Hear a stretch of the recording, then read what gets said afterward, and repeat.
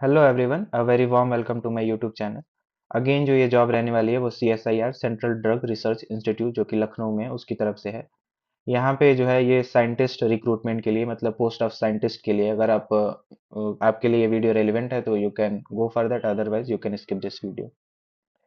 यहाँ पे यूआरएल दे रखा है, अगर आपको ऑनलाइन अप्लाई करना है तो यहाँ से इनका जो है यूआरएल दे रखा है, यहाँ यहाँ से आप क्लिक करेंगे तो डायरेक्टली जो है आप यहाँ से अप्लाई कर सकते हैं।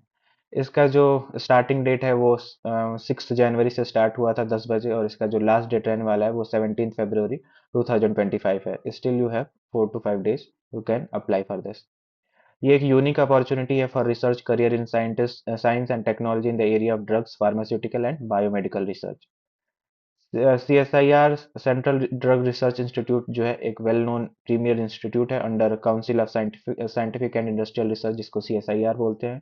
Is involved in multi disciplinary R&D programmes of both basic and applied nature. पूरा यहाँ पे डिटेल दे रखा है हिंदी और इंग्लिश में। यू कैन जो भी आपका सुटेबल लैंग्वेज है you can read with that and you can get some idea about this institute. तो यहाँ पे जो आपका डेजिग्नेशन है वो एज अ साइंटिस्ट यहाँ पे आप ज्वाइन करेंगे। टोटल पोस्ट जो है यहाँ पे 18 है, जिसमें SC के लिए 3 है, ST के लिए 1 है, OBC के लिए 5 है, EWS के लिए 1 है और अनरिजर्व वालों के लिए 8 है। पे लेवल जो है आपका 11 रहेगा। बेसिक्स आपका जो मिलेगा वो 67,700 रुपीज मिलेगा पर मंथ। और अगर हम टोटल इमॉल्वमेंट्स देखें, मतलब कि जिसमें आपका HRA DA ये सब मिला के अगर आपको मिलेगा तो वो है जो 1,27,766 रुपीज अप्रोक्सीमेटली जिन्होंने लिखा है। अपर एज लिमिट आपका यहाँ पे 32 ईयर्स रहना चाहिए।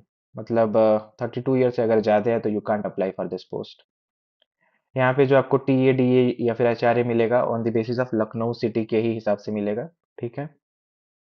यहाँ पे अगर हम पोस्ट देखें तो पोस्ट कोड जो है पहला दे रखा है वो एरिया हम देखें तो pharmaceutics and pharmaco kinetics division से है, जिसमें डेजिग्नेशन आपका एज ए साइंटिस्ट रहेगा। नंबर ऑफ पोस्ट यहाँ पे दो हैं, एक OBC के लिए एक अनरिजर्व के लिए है। एज लिमिट अगेन आपका 32 रहने वाला है और पे मैट्रिक्स जो है level 11 as per the 7 CPC। Essential qualification में आपका PhD जो है वो इसका थीसिस जो है सबमिटेड रहना चाहिए in the area of pharmaceutical science और इक्विवेलेंट में।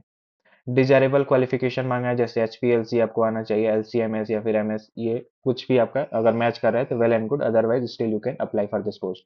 जॉब रिक्वायरमेंट भी दे रखा है। अगर ये मैं रिक्वेस्ट करूंगा कि आप लोग अपने एंड से जरूर एक बार देख लीजिएगा कि आपका जो है अगर आप रिक्रूट हुए इस पोस्ट के लिए तो आपका जो है जॉब रिक्वायरमेंट क्या रहने वाला है, आपको जॉब क्या करना पड़ेगा इस मतलब इस पोस्ट पे। सेकंड अगर देखें तो मेडिसिनल केमिस्ट्री का है, जिसमें अगेन साइंटिस्ट की पोस्ट है। टोटल यहाँ पे 5 पोस्ट है। एक EWS के लिए, एक ST के लिए, एक OBC के लिए, दो अनरिजर्व के लिए।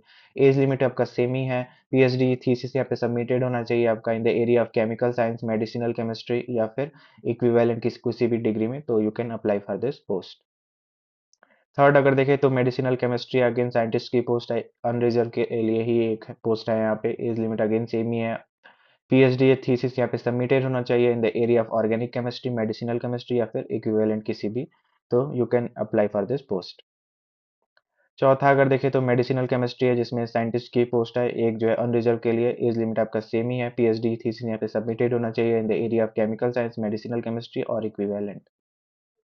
पांचवा अगर देखें तो कंप्यूटेशनल केमिस्ट्री के लिए, जिसमें अगेन साइंटिस्ट की पोस्ट है। यहाँ पे दो पोस्ट है, एक अनरिजर्व के लिए एक SC के लिए। एज लिमिट आपका 32 ही होना चाहिए, सेम ही है। और PhD थीसिस यहाँ पे भी सबमिटेड होना चाहिए in the area of computational chemistry या फिर मॉलिकुलर बायोफिजिक्स या फिर related area with focus on chemistry informatics या फिर pharmaco informatics equivalent. Sixth post अगर देखें तो माइक्रोबियल इन्फेक्शन से रिलेटेड है, जिसमें साइंटिस्ट की ही पोस्ट है और एक OBC के लिए है। बस यहाँ पे एज लिमिट सेम ही है। PhD थीसिस यहाँ पे सबमिटेड रहना चाहिए in the area of microbiology, biotechnology या फिर लाइफ साइंस। सातवां अगर देखें तो एनिमल जेनेटिक्स एंड ब्रीडिंग के लिए है, जहाँ पे साइंटिस्ट एज ए साइंटिस्ट ही आप ज्वाइन करेंगे और एक OBC के लिए ही पोस्ट है। एज लिमिट आपका जो है सेम ही है। यहाँ पे आपका जो है PhD मैंडेटरी नहीं है, यहाँ पे आपका मास्टर्स इन वेटरनरी साइंस है, तो you can apply for this in the relevant field like area of animal genetics and animal breeding में, तो you can apply for this. अगर आपके पास PhD है तो वेल एंड गुड, बिकॉज ये desirable में मांग रहा है।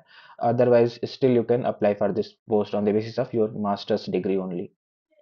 एट्थ अगर देखें तो रिप्रोडक्टिव बायोलॉजी मेल रिप्रोडक्शन से रिलेटेड है, जो साइंटिस्ट एज ए साइंटिस्ट ही आप ज्वाइन करेंगे। अनरिजर्व कैटेगरी के लिए एक पोस्ट है। एज लिमिट सेम ही है। यहाँ पे आपका अगर एमडी है या फिर एमवीएससी है इन द लाइफ साइंस, और आपके पास पीएचडी डिग्री है, जो कि थीसिस आपका सबमिटेड रहना चाहिए in the life science related field, तो you can apply for this post. Ninth अगर देखें तो रिप्रोडक्टिव बायोलॉजी फीमेल रिप्रोडक्शन के लिए, जो कि एज ए साइंटिस्ट ही आप ज्वाइन करेंगे, ओबीसी के लिए पोस्ट है। एज लिमिट सेम ही है। यहाँ पे भी अगर आप एमडी एमवीएससी है इन लाइफ साइंस और पीएचडी आपका थीसिस जो है सबमिटेड है इन द लाइफ साइंस में, तो you can apply for this post. Tenth अगर देखें तो टॉक्सिकोलॉजी एंड एक्सपेरिमेंटल मेडिसिन का है, जो कि एज ए साइंटिस्ट आप ज्वाइन करेंगे। यहाँ पे दो पोस्ट है, एक अनरिजर्व के लिए, एक एससी के लिए। एज लिमिट सेम ही है। पीएचडी थीसिस यहाँ पे भी सबमिटेड होना चाहिए in the area of toxicology, biochemistry, zoology, या फिर आपका एमडी होना चाहिए in the pathology, pharmacology, toxicology में, या आपका अगर मास्टर्स इन वेटरनरी साइंस है फार्माकोलॉजी एंड टॉक्सिकोलॉजी से रिलेटेड, तो you can apply for this post. Last अगर देखें तो प्रोजेक्ट मैनेजमेंट का है, जो कि एज अ साइंटिस्ट अगेन यहाँ पे ज्वाइन करेंगे आप। ये केवल एससी कैटेगरी स्टूडेंट्स के लिए है।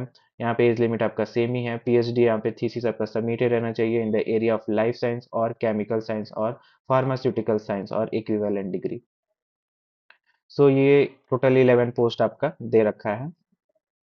बाकी आपका कुछ जनरल इन्फॉर्मेशन और कंडीशंस है, जैसे आपको dearness allowances, house renting allowances, transport allowances, ये सब बेनिफिट्स आपको मिलेंगे अगर आप यहाँ पे रिक्रूट हुए तो एज अ साइंटिस्ट। अगर यहाँ पे आप जो है इनका रेसिडेंस अलॉटमेंट अगर अगर लेते हैं आप, तो आपको एचआरए नहीं दिया जाएगा। अगर आप नहीं लेते हैं तो एचआरए आपको दिया जाएगा। यहाँ पे और भी बेनिफिट्स है, जैसे medicinal expenses, leave, travel concession and children's education allowances, ये सब as per the CSIR government rule की तरफ से आपको दिया जाएगा। अगेन यहाँ पे नेशनल पेंशन सिस्टम और एक्सटर्न पेंशन सिस्टम बेस्ड पे आपको ये सारी बेनिफिट्स आपको as as per the CSIR employees आपको बेनिफिट्स मिलेंगी। अगेन यहाँ पे इनका एक CSIR provides excellent opportunity to deserving candidates for career advancement under assessment promotion scheme for scientist। इनका एक career advancement program चलता है, जो कि assessment promotion scheme for scientist के लिए है। उसमें भी आप enroll कर सकते हैं, which is again it's a benefit for you। So again यहाँ पे total जो है 44 पेज का है, तो I can't say everything in one video। तो यहाँ पे important चीज़ जो है मैंने आपको बता दी है। I request you all कि आप लोग प्लीज़ अपने एंड से एक बार जरूर चेक कर लीजिएगा। अगर आपको कोई क्वेरी है तो इनका हेल्पलाइन नंबर दिया हुआ है इनके ऑफिशियल वेबसाइट पे, वहाँ से आप जाके इनको जो है आप मेल या फिर मैसेज या फिर आप इनको कॉल कर सकते हैं। उसमें डेट टाइमिंग सब कुछ दे रखा है, कब से कब तक जो है कॉल करना है। And from my and I will put this whole PDF in my official Telegram channel. You can check out in my Telegram channel. So thank you very much, and I request you please subscribe my channel and please hit the like button. Thank you very much.